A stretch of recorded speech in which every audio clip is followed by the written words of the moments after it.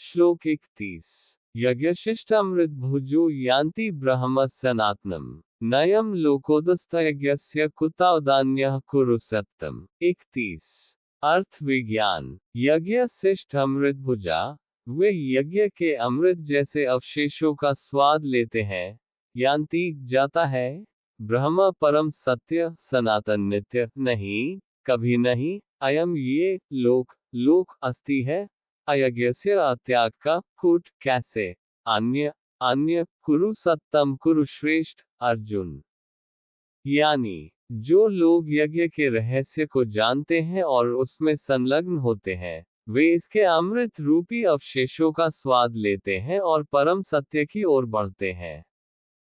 हे श्रेष्ठ, जो लोग यज्ञ नहीं करते, उन्हें न तो इस लोक में और न ही अगले जन्म में कभी सुख प्राप्त होता है।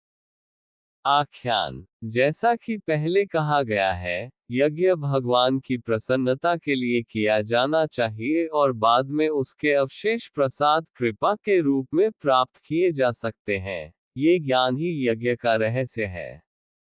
उदाहरण के लिए, भगवान के भक्त भगवान को प्रसाद के रूप में भोजन का सेवन करते हैं।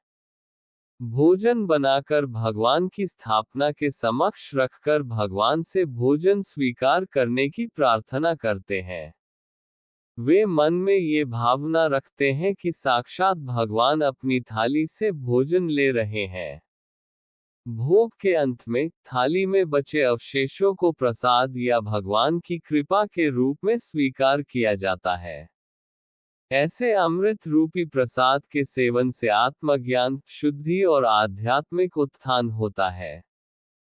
इसी भावना से भक्त भगवान को वस्त्र अर्पित करता है और भगवान उसे प्रसाद के रूप में ग्रहण करते हैं। वे अपने घर में भगवान की छवि स्थापित करते हैं और बाद में इस भावना के साथ उसमें निवास करते हैं कि उनका घर भगवान का मंदिर है।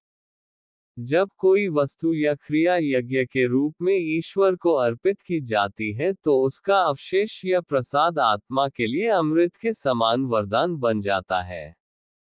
उद्धव श्री कृष्ण से कहते हैं, त्वयो भुक्तसृगगंधवसोल्फकर्चिर्चितः दासस्तव मया जायमहे। भागवतम 11.6.46। मैं केवल वही पदार्थ खाऊंगा, सूंघूंगा, पहनूंगा, रहूंगा और उस पर ही चर्चा करूंगा जो सबसे पहले तुम्हें दिया गया था। इस प्रकार इन अवशेषों को आपका प्रसाद मानकर मैं आसानी से माया पर विजय प्राप्त कर लूंगा। जो लोग यज्ञ नहीं करते, वे कर्मों के फल में उलझे रहते हैं और माया के दुखों को निरंतर भोगते रहते हैं।